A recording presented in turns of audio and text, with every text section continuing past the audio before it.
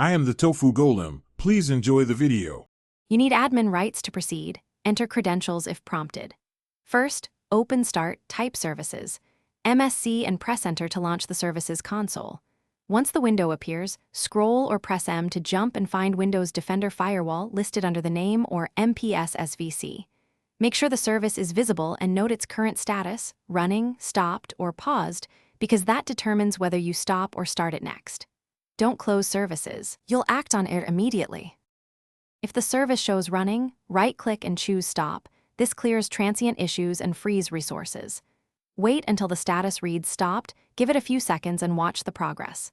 Once stopped, right-click again and choose Start. This reloads configuration and dependencies. If Restart is offered, use it for a one-click refresh. Make sure dependent services start too. If a dependency fails, note its name so you can address that next. Pause only if you plan manual checks before starting. After starting, confirm the status reads running and startup type is automatic, so it persists across reboots. Then test connectivity or firewall behavior to ensure rules apply. If the service won't start, open Event Viewer and filter for Service Control Manager or MPS SVC errors to get why it failed.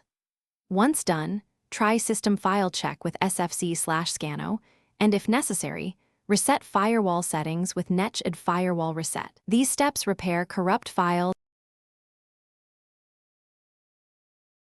Thanks for watching. Consider subscribing if we helped you today.